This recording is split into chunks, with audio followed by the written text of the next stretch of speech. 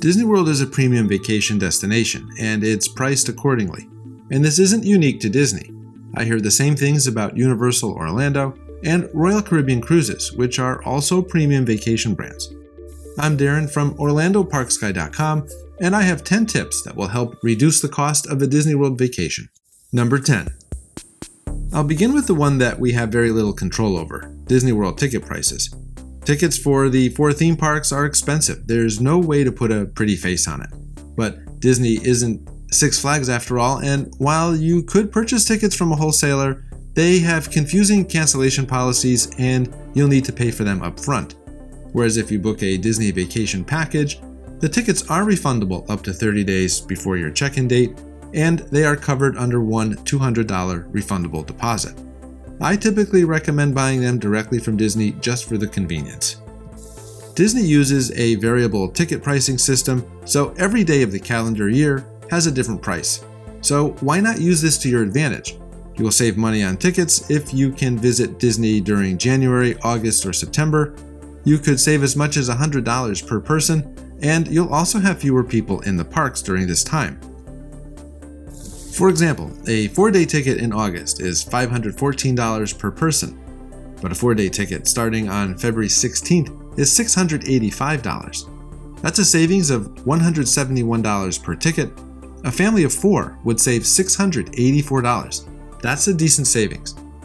And if you're wondering, some of the most expensive ticket prices are seen in March for spring break, November because of Jersey Week and Thanksgiving, and December because of all the Christmas events and decorations. Number 9. While Disney World often has room discounts available for most nights of the year, there is a travel hack that gets you an extra 4 to 5% off. Disney gift cards sold at Target, Sam's Club, and BJ's Wholesale usually sell for less than the value of the card.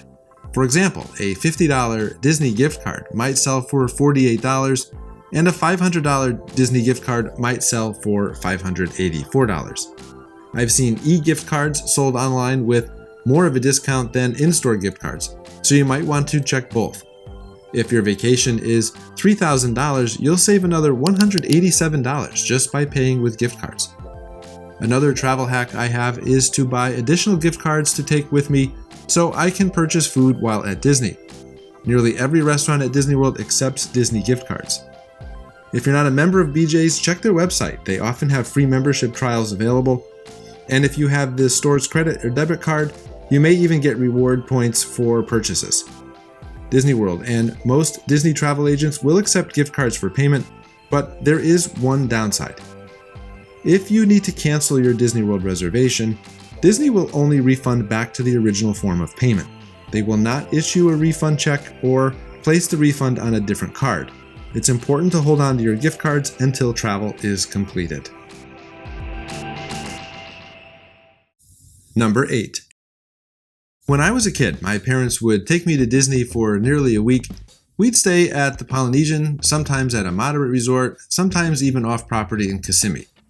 But today, Disney has outpaced inflation, so a week at Disney World will cost considerably more than it did 5 to 10 years ago.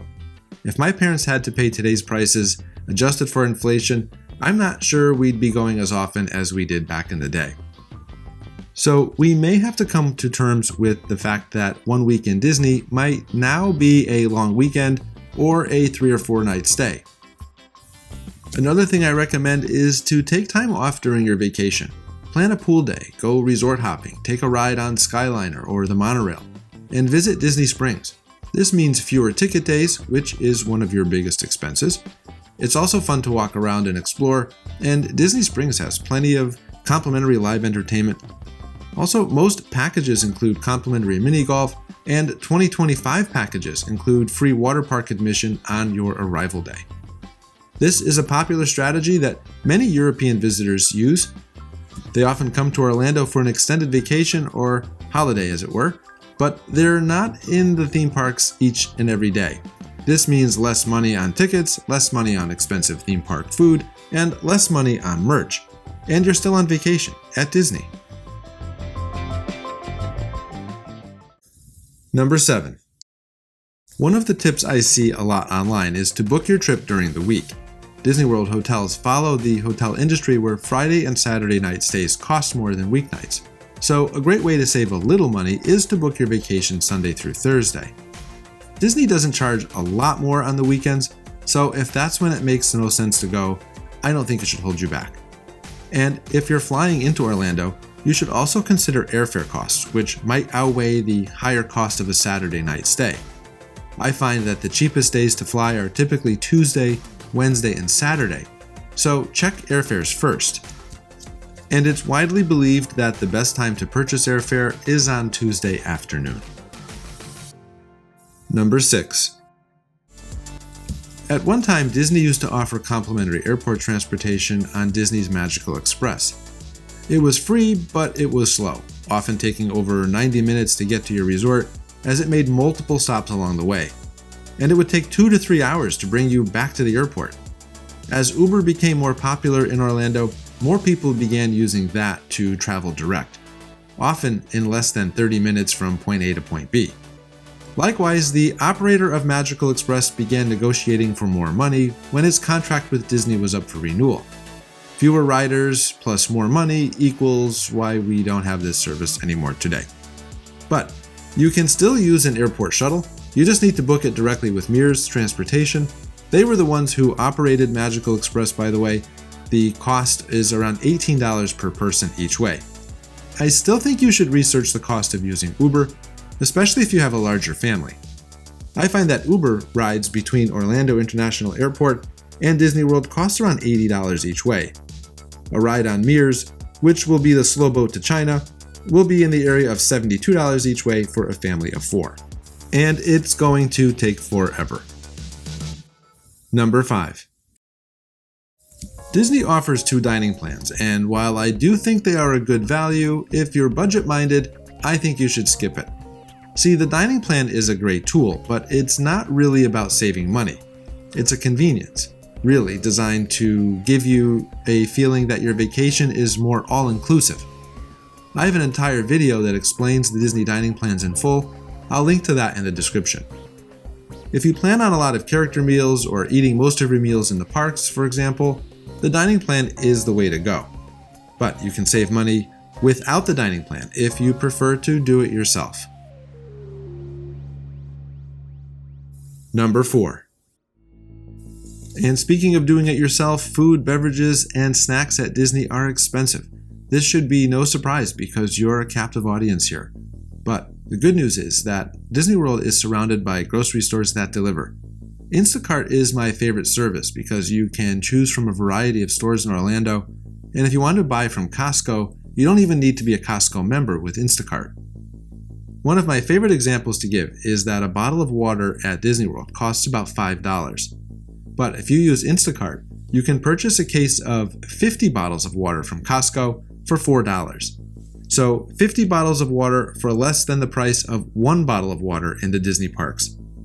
Most hotel rooms have a mini fridge that will hold small items, and microwaves can be requested from housekeeping once you arrive, free of charge. Disney allows you to bring your own beverages and snacks into the parks. That's perfectly fine. Just remember you cannot bring glass or alcohol or loose ice into the parks. The loose ice is because it creates a slip hazard if it spills on the ground. I'll link to the article I have on my website, orlandoparksguy.com, that provides tips for grocery delivery at Walt Disney World. Instacart, Amazon, Publix, and Walmart all have delivery fees, and of course you'll need to tip the driver, but you can still save money. Number 3. Park hopping is a ticket add-on that allows you to visit multiple Disney parks on the same day. Generally speaking, it's a one-time cost of about $100 per person, and it will be valid for each day you have a ticket. It's not possible to purchase a park hopper for just some of your days. Now, this feature can offer great savings, or it can be totally unnecessary. I like to recommend Park Hopper for those who are planning on a short stay. This will allow you to make the most of your days. For example, if you have only a few days at Disney, maybe you want a half day at Disney's Animal Kingdom and a half day at Disney's Hollywood Studios. With Park Hopper, you can do that. Or maybe you just want to experience your favorite attractions and then hop to the next park.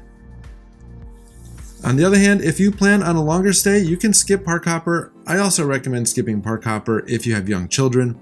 I remember when my son was small, we were lucky enough to get through one full day at the park, let alone hopping to other parks. The little ones move at a snail's pace and they want to see everything. And don't forget to leave time for a good meltdown or two. This all takes a lot of time. Park hopping would be a rather ambitious goal with little ones. Number 2. Lightning Lane, formerly Disney Genie Plus, formerly Disney Fast Pass, allows you to bypass the lines at many of the attractions at Disney. This service used to be free, but I can't think of any theme park in the country that doesn't charge for this. I know this is a highly debated topic, and in full disclosure, I still think it should be free. As a pass holder, I'm in the parks all the time, but my only choice is to shell out a lot of money for Lightning Lane each time I go. But it's here to stay, and I guess we should just accept it. I don't think you need to purchase it for every day and for every park. Magic Kingdom and Disney's Hollywood Studios offer a lot of value with the purchase of Lightning Lane. This is because there are many opportunities to use it at Magic Kingdom, and there are so few rides at Disney's Hollywood Studios. The studios have a lot of headliner rides like Rise of the Resistance, Rock and Roller Coaster, and Mickey's Runaway Railway. Everyone is competing for these rides, so if you can use Lightning Lane on just one or two of them, you'll save about 2 to 3 hours in line. The downside to purchasing Lightning Lane at Hollywood Studios is that there will be long waits in between your selections. I think you can get by without it at EPCOT, just be there for park opening or what we say rope drop. Same thing with Disney's Animal Kingdom, get there as soon as the park opens and you'll have a major head start that will last until about 10 a.m. So that's a great time to do the safari and the attractions in Pandora. Number 1. It's often debated whether or not you should stay off property at Disney World. Now, if your budget allows you to book a deluxe hotel like the Polynesian or a moderate hotel like Caribbean Beach, it's better to stay on Disney property. But if you're looking within the value category, so between $120 and $150 per night, and if you're trying to reduce costs as much as possible, you can get a lot more value at certain off-site hotels. The new Flamingo Crossing area located on Disney property is just behind Disney's Animal Kingdom and full of chain hotels, a small restaurant district, and a Target store. These hotels are often under $130 per night, and many of them have family suite accommodations. They all offer a free breakfast, but the theme park shuttle isn't free. And if you have to drive to the parks, you'll need to pay the parking fee of around $30 per day. I especially like the Drury Plaza Hotel at Disney Springs. It's an upscale tower hotel with rooms similar in square footage to the Disney Deluxe hotels. Rates are usually between $150 and $180 per night, so right on par with the Disney values, which do not include a free breakfast or snacks. The Drury also offers a complimentary breakfast buffet each morning, free snacks during the afternoon, and free evening appetizers. Plus, the Drury operates its own Disney shuttle bus, which is provided free of charge. I reviewed the Drury Plaza Hotel a short time ago. You can see more about this hotel, including what makes their breakfast buffet extra special. To see if this is a good option for you, check out my video tour coming up right now. I'll see you over there.